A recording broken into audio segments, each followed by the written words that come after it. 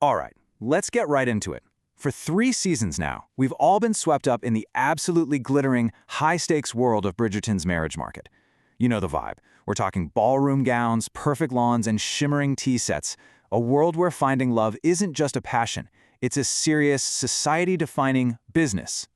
But as Lady Whistledown herself points out, sometimes a little fantasy has a way of revealing a much deeper truth. For all its romantic escapism, what if Bridgerton is actually holding up a mirror to the pressures that shape our own love lives, right here, right now? Because if you think about it, for a few seasons, the show has kind of waltzed around one central issue. The big romances we've followed, from Daphne and Simon to Anthony and Kate, they've all played out inside this, gilded cage of the aristocracy. It's always been a story about nobles courting other nobles. But this season, whoa, that all changes. The show finally stops whispering and starts talking about the one thing that truly runs the ton: class. And it's introducing a romance that doesn't just bend the rules of society, it threatens to completely shatter them. So, let's meet the new season's main couple. On one hand, you've got Benedict Bridgerton, the artsy, free-spirited second son of a very noble family. And on the other, Sophie Bayek, a servant whose entire world puts her firmly outside of that elite social circle. And the contrast between them couldn't be more stark. I mean, they literally live their lives on different floors. He gets to live this life of casual privilege, wearing fancy clothes to masquerade balls. She goes to that exact same ball, but as a maid in disguise. Her reality is dusting pianos and needing a steady job just to survive. It's the absolute classic upstairs-downstairs divide. And seeing this dramatic class divide in the show, well, it forces us to ask a pretty compelling question. So let's step out of the fictional 19th century and jump right into our own 21st century lives. Sure, we don't have debutante balls, we don't have a gossip columnist announcing the diamond of the season, but have those core anxieties, the ones about making a good match, about money, status, and a person's background, have those really gone away? Or are they still pulling the strings on our romantic choices in ways we don't even see? To answer that, we're going to have to turn from fiction to fact. This here is a major research review by a psychologist named Benjamin Carney, and it digs deep into how socioeconomic status, or SES for short, profoundly shapes our modern relationships. You can think of it as the real-world rulebook for today's marriage market. So what do these new rules actually look like? Well, the data reveals some patterns that are honestly just as rigid as anything that Ton could ever dreamed up. Let's just start with a single, really powerful number, 78%. Now, what is that? That is the percentage of marriages for women with a college degree that are likely to last at least 20 years. And this chart just lays out the divide perfectly. You compare that 78% to the survival rate for women with a high school diploma or less, and it plummets to just 41%. In other words, a woman's college education nearly doubles the 20-year survival rate of her marriage.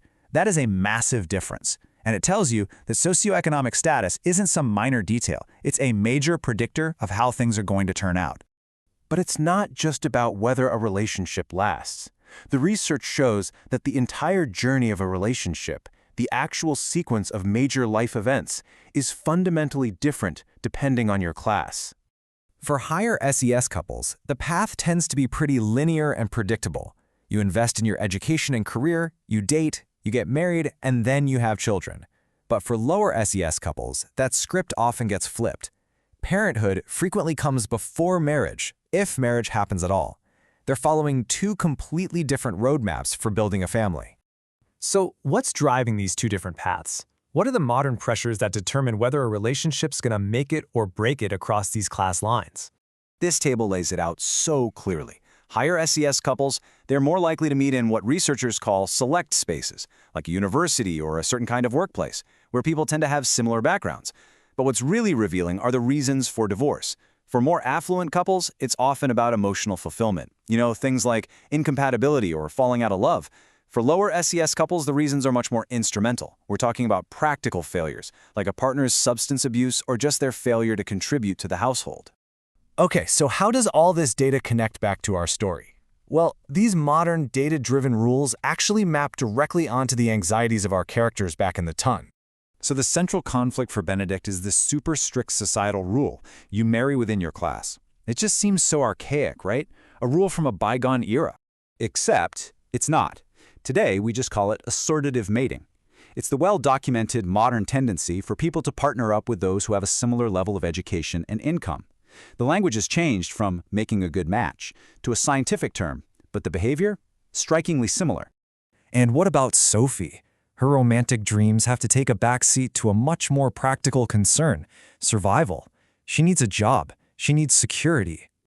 Her fears mirror those instrumental reasons for breakups that we just saw in the data. It shows that when your basic needs for safety and stability aren't met, a relationship gets put under immense pressure, whether you're in Regency England or modern America. The entire plot of Bridgerton revolves around this one singular obsession. Every ball, every stroll through the gardens, every single whispered conversation, it's all a calculated move in the marriage market. And today's research gives this a name too: mating strategies. It turns out we are all making strategic decisions based on our circumstances and what we think our options are. The Don's obsession wasn't frivolous. It was a rational adaptation to their world, just as our choices are to ours. So what's the big takeaway from all this? Well, while the corsets and the formal courtships have faded into history, the underlying constraints of class are still incredibly powerful. Your socioeconomic reality helps determine who you meet, what path your relationship takes, and even what you prioritize in a partner, whether you have the luxury to focus on an emotional connection or the necessity of focusing on practical stability. Which leaves us with one final provocative thought. Bridgerton's characters are trapped by the rules of their society. But we have access to the data, to the modern rulebook. So does knowing how these hidden forces of class and money are influencing our love lives, does that change the way we play the game?